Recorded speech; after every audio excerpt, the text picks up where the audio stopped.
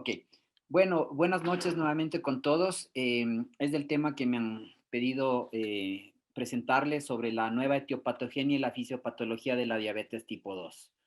Aquí les tengo mis conflictos de interés para esta charla financiada por Laboratorios Lilly.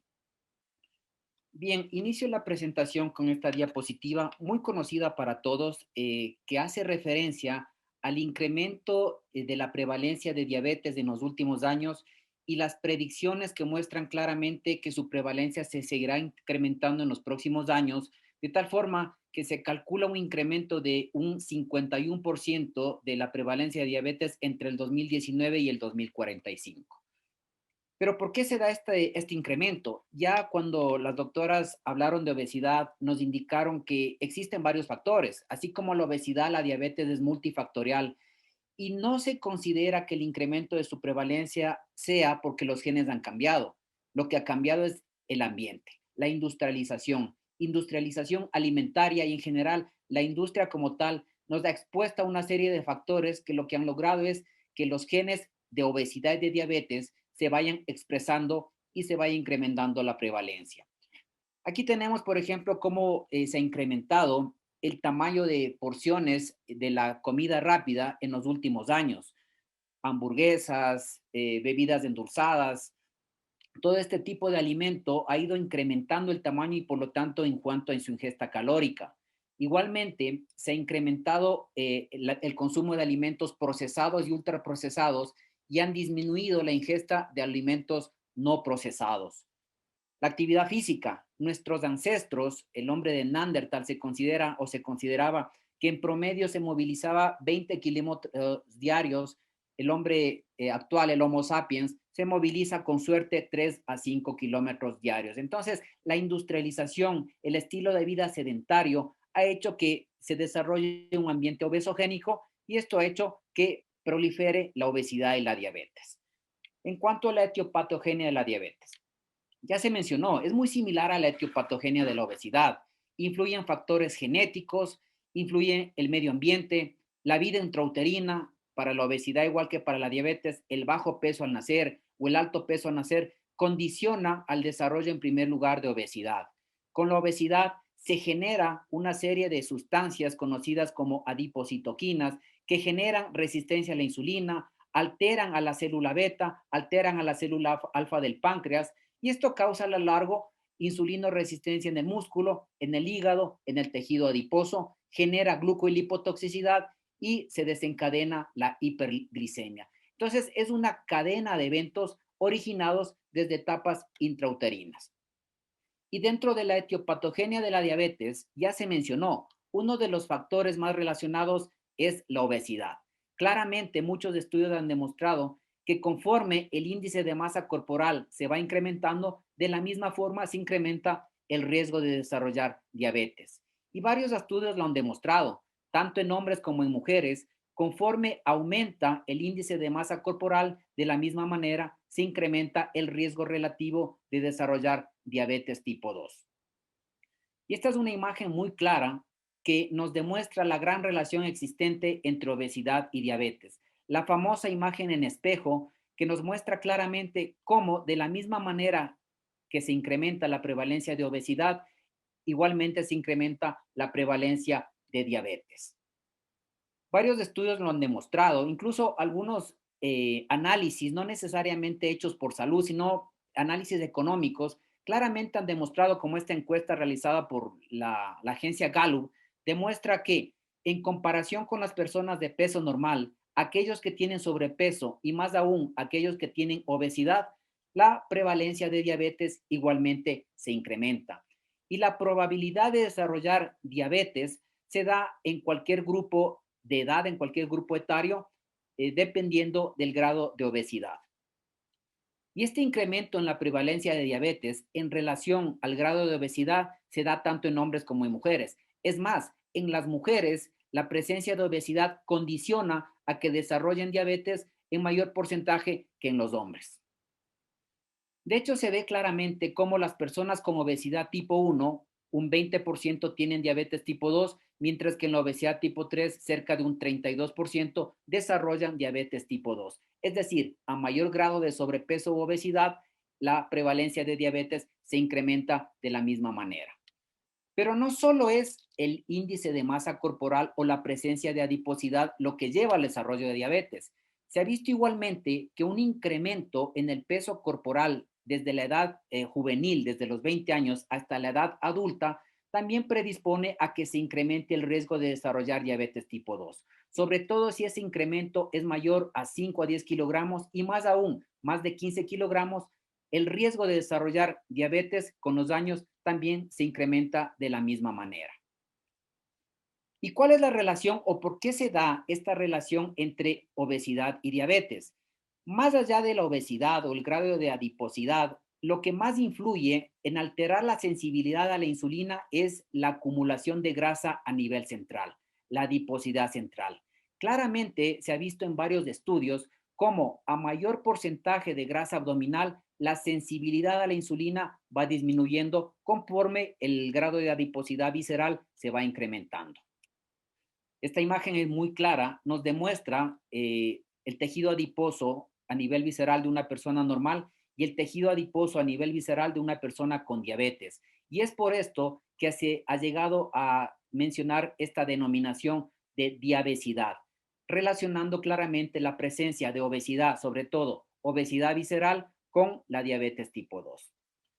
Entonces, en realidad, la obesidad es un estado de insulinoresistencia y claramente se ha demostrado que la epidemia de diabetes es conducida por la epidemia de obesidad. Y esto se da en relación al acúmulo de células tóxicas a nivel del tejido adiposo graso que desencadena inflamación y causa insulinoresistencia, lo que se denomina lipotoxicidad. Y uno de los factores mayormente relacionados a esta lipotoxicidad es el incremento en la producción de ácidos grasos libres. La lipólisis excesiva, debido a la insulinoresistencia, hace que se libere ácidos grasos libres, los cuales van al páncreas y disminuyen la secreción de insulina, van al hígado y sirven como sustrato para la producción de glucosa y van al músculo generando insulinoresistencia a nivel muscular. Pero existen otros factores. De hecho, existen varios mecanismos que relacionan la obesidad con la enfermedad cardiometabólica. El tejido adiposo, el visceral sobre todo, es un tejido muy activo metabólicamente que produce una serie de sustancias, los ácidos grasos libres son uno de ellos, pero existen otras adipocitoquinas como el factor de necrosis tumoral alfa, la interleuquina 6, la resistina, la proteína 4 ligadora de retinol, entre otros, que son factores relacionados a la producción de insulinoresistencia en tejidos periféricos. Entonces, este tejido adiposo visceral se relaciona con incremento de ácidos grasos libres, de citoquinas proinflamatorias, se encuentra disminuida la adiponectina, que es la de las pocas adipoquinas con efectos antiinflamatorios, y esto va a desencadenar a nivel del músculo una disminución en la utilización de glucosa, a nivel hepático un aumento en la producción de glucosa, a nivel de la célula beta una secreción de insulina disminuida y a nivel vascular el desarrollo de disfunción endotelial, todos estos factores condicionando el desarrollo de enfermedad cardiometabólica. Entonces, está claramente explicado que uno de los factores más influyentes en la etiopatogenia de la diabetes tipo 2 es la obesidad y sobre todo la obesidad visceral. Pero existen otros factores que ya se mencionaron. Uno de estos es la microbiota intestinal. Cuando se han hecho análisis en materia fecal de las bacterias presentes en el tracto gastrointestinal, claramente se ha visto que existen diferencias en la microbiota de las personas obesas en comparación con la microbiota de las personas delgadas. Generalmente, en las personas obesas proliferan los gérmenes del género Firmicutes, mientras que en las personas delgadas proliferan el género Bacteroides. Y esto marca una disbiosis de la relación entre los metabolitos producidos por las bacterias intestinales con otros factores relacionados al desarrollo de insulinoresistencia. Esa microbiota anómala en las personas obesas se relaciona, por ejemplo, con una saciedad o sensación de saciedad disminuida, con la producción de lipopolisacáridos que tienen efectos inflamatorios, con una disminución en la secreción de hormonas incretinas, entre otros factores, a diferencia de la microbiota de la persona delgada. Y en general se ha visto que esta microbiota disfuncional de las personas obesas genera insulinoresistencia por varios mecanismos. Uno de estos es la generación de aminoácidos de cadena ramificada. Esta microbiota alterada, sobre todo proliferando los géneros firmicutes, hace que a nivel del tracto gastrointestinal prolifere la producción de aminoácidos de cadena ramificada, principalmente valina, leucina e isoleucina, y estos aminoácidos de cadena ramificada generan insulinoresistencia a nivel del sustrato de receptor de insulina y en el mismo receptor de insulina. Pero existen otros factores. En realidad es una cadena de alteraciones desencadenada por esta producción de aminoácidos de cadena ramificada. A nivel hepático, se altera la producción de la diana de rapamicina, la mTOR, a nivel del tejido muscular, alteración de la quinasa S6, a nivel del tejido adiposo, alteración del sustrato receptor insulina, y esta cadena a la final lleva al desarrollo de insulinoresistencia en tejidos periféricos. Pero esta microbiota alterada de las personas con obesidad desencadena insulinoresistencia por otros factores. Ya dijimos, uno de estos es mayor producción de aminoácidos de cadena ramificada, pero existen otros factores. Esta microbiota, por ejemplo, aumenta la producción de lipopolisacáridos, disminuye la producción de ácidos grasos de cadena corta, aumenta la producción de sales biliares secundarias. Todas estas alteraciones desencadenadas por esa microbiota alterada lleva al desarrollo de resistencia a la insulina. Entonces, segundo factor relacionado con la etiopatogenia de la insulinoresistencia y de la diabetes tipo 2, microbiota alterada.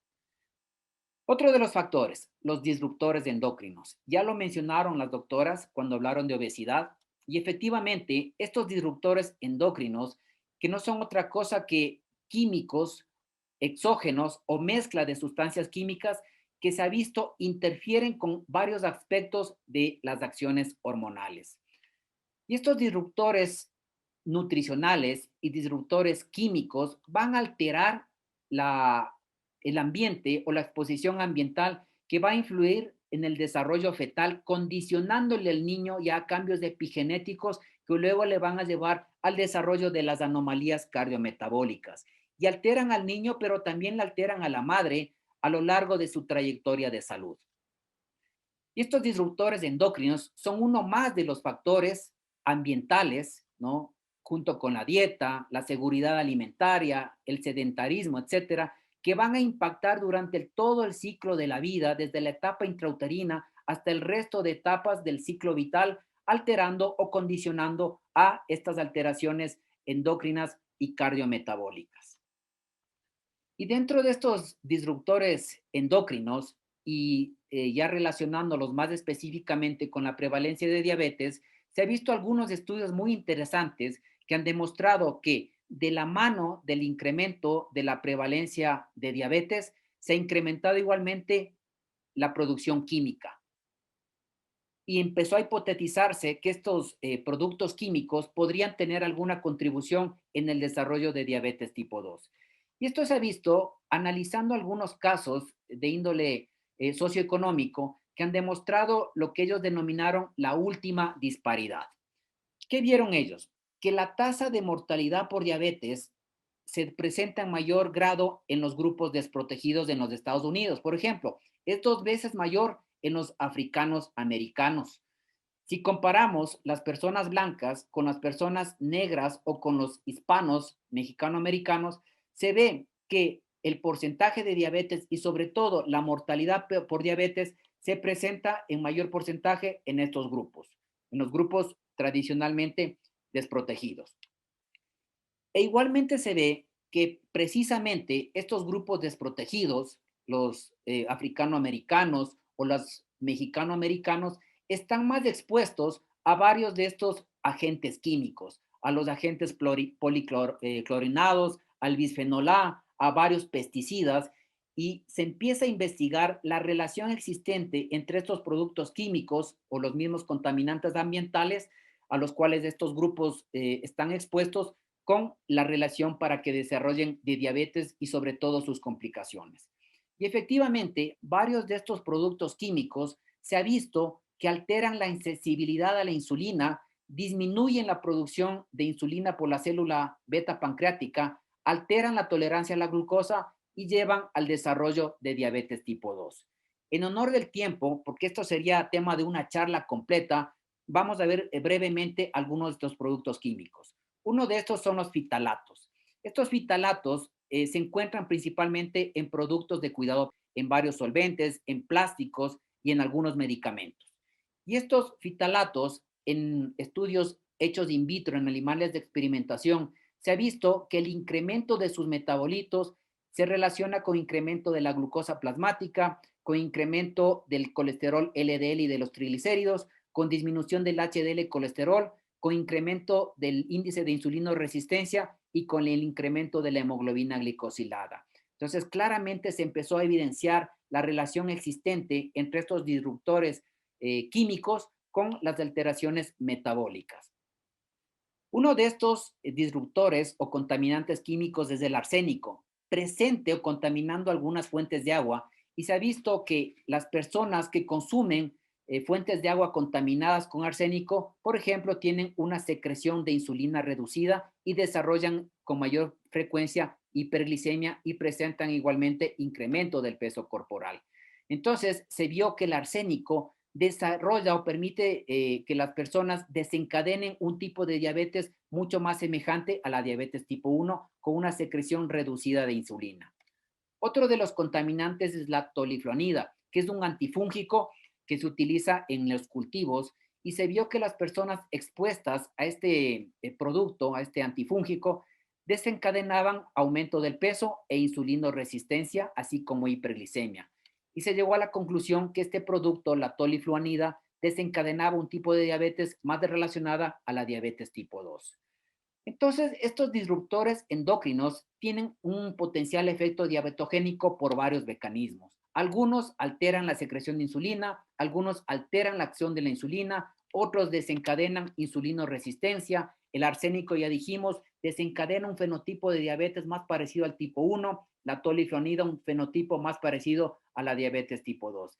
Entonces, existe una diversidad y consistencia de datos que sugieren claramente que estas exposiciones a estos agentes tóxicos son nuevas vías o nuevos factores de riesgo de diabetes. Entonces, lo ideal sería esto, ¿no? Exponernos a ambientes beneficiosos y erradicar los ambientes dañinos. La contaminación ambiental es uno de los factores, más allá del alimento y la industria alimentaria, que parece también tener alguna relación con el incremento en la prevalencia de diabetes. Y finalmente, vamos también a hablar de lo que nos corresponde. Vi muchas preguntas y cuando la doctora Ruiz habló de obesidad, también mencionó el COVID-19 por la gran relación existente entre el desarrollo de COVID-19 y la obesidad como factor agravante. Y lo mismo con el desarrollo de diabetes. Ya se mencionó que las personas con diabetes se complican más cuando se contagian con el COVID. Y se ha visto que las personas que tienen COVID-19 o desencadenan sus complicaciones tienen alteraciones posteriores en la función de diferentes órganos endocrinos y en varios procesos metabólicos. Uno de estos a nivel pancreático, empeorando los resultados en sobre todo en los pacientes previamente diabéticos. Se alteran también otras glándulas, la tiroides, las suprarrenales, la hipófisis, etcétera, pero también el páncreas y agrava el desarrollo de diabetes y puede predisponer también al desarrollo de diabetes en personas que previamente no eran diabéticas.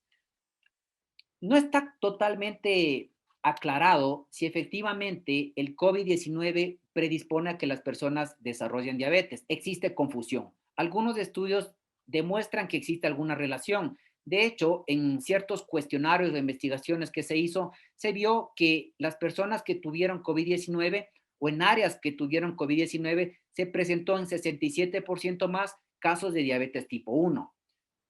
Igualmente se vio que aquellas personas que tuvieron la infección por COVID-19, en esas áreas se desencadenaron 12 a 15 9 casos de diabetes, es decir, un incremento del 80% durante la pandemia de COVID-19 comparado con años precedentes. Y aquí claramente se ve que la proporción de pacientes diagnosticados de diabetes con COVID, que tuvieron COVID-19 en este análisis sistemático, en este metaanálisis, se encontró que casi 15% de casos nuevos de diabetes fueron diagnosticados en pacientes que fueron hospitalizados por COVID-19. Y posiblemente una de las hipótesis sea que el receptor del COVID-19, que todos sabemos es el ECA2, se expresa también en las células beta pancreáticas y puede ser una fuente de ingreso del virus a páncreas. Pero existen otros factores. Puede ser multifactorial la relación del COVID-19 como causa de diabetes. Uno de estos ya dijimos, ¿no? La unión con el receptor, la afinidad con el receptor que se expresa también en la célula beta pancreática, pero pueden ser también otros factores, la misma carga viral, la producción de citoquinas, el estrés, la respuesta al estrés por la enfermedad, el estado protrombótico, la utilización de fármacos, los corticoides, todos sabemos que pueden ser causantes del desarrollo de hiperglicemias. Entonces, es bastante clara que el COVID-19, ya sea por el mismo virus o por el manejo que se le da a los pacientes a nivel hospitalario, se relaciona con el desarrollo de hiperglicemia. Y se ha dado una relación bidireccional. La diabetes, por un lado, se asocia a un pobre pronóstico de COVID-19 y por otro lado, el COVID-19 puede influenciar negativamente en el metabolismo de la glucosa. ¿Cuáles son los potenciales mecanismos diabetogénicos? En primer lugar, el ataque directo a la célula beta pancreática, ya lo dijimos, pero puede haber también un ataque indirecto a la célula beta. Estos ataques directos o indirectos pueden también involucrar otros órganos y pueden alterar el metabolismo de la glucosa. Son hipótesis en base a los datos epidemiológicos y son situaciones que tendrán que aclararse posteriormente. Pero cualquiera de estos orígenes etiológicos de la diabetes tipo 2 ha dado lugar al desencadenamiento de varios órganos o alteraciones fisiopatológicas que en definitiva llevan a la disminución de la secreción de insulina por la célula beta como denominador común. Este es de los primeros descriptores fisiopatológicos, el famoso octeto ominoso descrito por el profesor de Fronzo, aunque ahora han aparecido nuevos orígenes fisiopatológicos, desde las alteraciones de la microbiota, como ya dijimos, procesos inflamatorios, que a la final, como ya mencionamos, llevan a una disminución de la secreción de insulina como denominador común. Lo interesante de esto es que de los 11 órganos o alteraciones fisiopatológicas, por lo menos en 8 o en 9 se relacionan con alteraciones en la secreción de las hormonas incretinas, principalmente el agonista de GLP-1. Y es por esto, y entrando ya en el tema que nos corresponde, al manejo de la diabetes, voy a hablar brevemente, me voy a saltar ciertos pasos del manejo de la diabetes y voy a llegar a lo que nos demuestran las últimas guías que han cambiado el paradigma del manejo de la diabetes. Recuerden ustedes que cuando se fracasaba con los antidiabéticos orales, la única opción que teníamos era insulinizar al paciente. Ahora, en base a la evidencia que vamos a presentar, se considera como el primer fármaco inyectable a los agonistas de GLP-1. ¿Y en base a qué? En base a los estudios clínicos que han demostrado que los agonistas de GLP-1 son más eficaces que la insulina para reducir la hemoglobina glicosilada y mejorar el control glucémico. Varios estudios han demostrado claramente que con agonistas de GLP-1 se dan mayores reducciones en la hemoglobina glicosilada en comparación con la insulina basal. Y voy a mencionar, o voy a hablar más específicamente del agonista de GLP-1 que lo tenemos en el país, el dulaglutide, un agonista de GLP-1 de aplicación semanal. Este agonista de GLP-1 ha demostrado una eficacia poderosa en la reducción de hemoglobina glicosilada en base a los estudios clínicos del programa AWARD. El programa AWARD, que comprende 10 estudios comparando con varios comparadores, ya sea orales o inyectables, demostró claramente cómo el liraglutide disminuye de forma mucho más significativa la hemoglobina glicosilada en comparación con cualquiera de los comparadores, incluida con insulina. El que más se asemeja es del otro agonista de GLP-1, el liraglutide, con el que tuvieron una disminución muy similar, pero con los otros comparadores orales e inyectables, el dulaglutide demostró una eficacia superior en reducción de hemoglobina glicosilada. En realidad, independientemente de la hemoglobina glicosilada menor a 8,5 o mayor a 8,5, las reducciones de hemoglobina glicosiladas fueron muy importantes.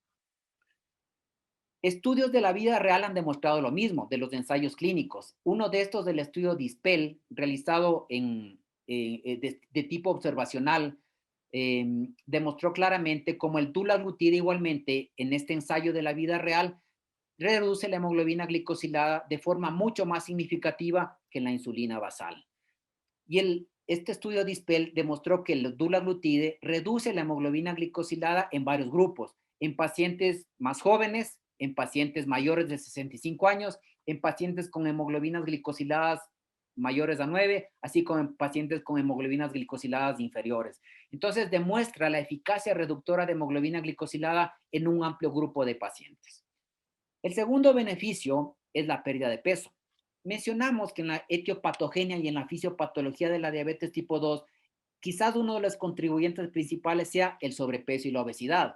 Y si utilizamos un medicamento que más allá de ayudarnos en el control glucémico nos permita perder peso, estamos haciéndole un gran beneficio a nuestro paciente. En realidad, con dulaglutide, los pacientes pueden lograr beneficios adicionales más allá del control glucémico por medio de la reducción de peso. Claramente, los estudios clínicos, los estudios AWARD demostraron claramente cómo el dulaglutide permite una pérdida de peso sostenida durante los 2 años de seguimiento. Comparando con insulina glargina, el dulaglutide redujo el peso corporal en aproximadamente 2 kilogramos, mientras que la insulina glargina, como todos sabemos, la insulina incrementa el peso corporal y eso a la larga es contraproducente para nuestro paciente. En realidad, los estudios clínicos demuestran que el dulaglutide nos permite alcanzar una pérdida de peso entre 2 a 6,4 kilogramos. Vi preguntas por ahí que mencionaban que muchas personas están utilizando el dulaglutide para tratar la obesidad. No está todavía aprobado por la FDA como fármaco para la obesidad en la dosis actual, aunque la empresa está introduciendo una dosis más elevada de 3 miligramos para que sea aprobada como fármaco para la obesidad, cumpliendo los requerimientos que exigen los organismos reguladores para que sea aprobado como fármaco para la obesidad. Al momento solo estaba aprobado como fármaco para la diabetes, con la ventaja adicional de permitir pérdida de peso. Y finalmente, el tercer beneficio, que es de trascendental importancia, es la reducción del riesgo cardiovascular en pacientes con y sin enfermedad cardiovascular establecida. Todos sabemos que las personas con diabetes tienen un riesgo de 2 a 4 veces mayor de desarrollar enfermedad cardiovascular en comparación con las personas sin diabetes. Varias condiciones se relacionan al desarrollo de enfermedad cardiovascular y de hecho la enfermedad cardiovascular hace que las personas con diabetes se reduzca su expectativa de vida en más de 12 años. Sin embargo, hay que mencionar lo siguiente: del 100% de nuestros pacientes diabéticos, el 32% tiene un antecedente de enfermedad cardiovascular. El resto, la gran mayoría, casi el 70%, lo que tienen es factores de riesgo cardiovascular. Y todos sabemos que los distintos ensayos clínicos de larga duración como el LUCA-PDS, el ACOR, el ADVANCE, demostró que el control glucémico, si bien reduce las complicaciones microvasculares, tuvo poco impacto en el desarrollo de las complicaciones macrovasculares. Y aquí es lo que entra la importancia de este estudio con dulaglutide, el estudio REWIND, que cuando se publicó cambió radicalmente las guías de la Asociación Americana de Diabetes y empiezan a recomendar el uso de dulaglutide para pacientes con y sin enfermedad cardiovascular aterosclerótica en base a los hallazgos obtenidos por este estudio, que brevemente, en honor a tiempo, lo voy a pasar a describir. Es un estudio experimental en el cual se hicieron dos brazos, el uno placebo más del tratamiento estándar y el otro al cual se le adicionó dulaglutide en personas más de 50 años de edad que tenían enfermedad cardiovascular o factores de riesgo cardiovascular y que tenían una hemoglobina glicosilada menor al 9,5%. Lo interesante de este estudio, a diferencia de los otros estudios de seguridad cardiovascular que incorporaban casi al 100% de pacientes con enfermedad cardiovascular previa, el estudio de REWIND con dulaglutide incorporó solo a un 30% de pacientes con antecedentes de enfermedad cardiovascular, semejando a lo que vemos en la práctica diaria. El 70% tenían solo factores de riesgo cardiovascular. ¿Qué nos reportó este estudio? El desenlace primario, los eventos cardiovasculares, el infarto, la enfermedad cardiovascular no fatal, el infarto de miocardio no fatal o la muerte de causas cardiovasculares, se redujo en 12% en el grupo de pacientes que utilizó tulaglutide a los 5 años del estudio. Y este impacto en el desenlace en los MACE se produjo en varios grupos, en mayores de 66 años, igual en mujeres que en hombres, en aquellos que tenían menos de 5 años de diabetes o en los que tenían más años de diabetes, 5, incluso más de 10 años. El impacto en la reducción de los eventos cardiovasculares se produjo en todos los grupos según edad, sexo o duración de diabetes. Aparte de esto, este estudio nos demostró nuevamente lo que nos había demostrado los otros estudios clínicos, la eficacia, reducción mucho más sostenida de la hemoglobina glicosilada y reducción en la pérdida de peso a los 5 años de estudio. Entonces, los resultados destacados del estudio de Rewin fueron que el dulaglutide es el primero y hasta ahora el único agonista de GLP-1 que demuestra beneficio cardiovascular en pacientes con diabetes tipo 2 con y sin enfermedad cardiovascular establecida. Que el dulaglutide redujo de manera significativa los desenlaces cardiovasculares en una amplia población de diabéticos tipo 2, la mayoría sin enfermedad cardiovascular establecida. Fue beneficiosa igualmente en pacientes con y sin enfermedad cardiovascular previa, en hombres y en mujeres, en personas con índice de masa corporal alto y bajo y en pacientes con hemoglobina glicosilada alta y no tan alta. Entonces, en definitiva, y para ir concluyendo, el dulaglutide nos da 5 beneficios para un mismo paciente. Una poderosa eficacia en la reducción de la hemoglobina glicosilada, una pérdida de peso como beneficio adicional al tratamiento, la experiencia única de una aplicación semanal, lo cual da adherencia al paciente, adherencia y persistencia superior a otros agonistas de GLP-1 y sobre todo la reducción del riesgo cardiovascular en pacientes con o sin enfermedad cardiovascular establecida. Ya vimos que la etiopatogenia y la fisiopatología de la diabetes tipo 2 es muy amplia, cada vez aparecen otros factores relacionados con su fisiopatología y por lo tanto el manejo clínico y la utilización de fármacos que nos brinden eficacia y protección cardiovascular con los otros beneficios adicionales como la pérdida de peso es de trascendental importancia. Muchas gracias por su atención.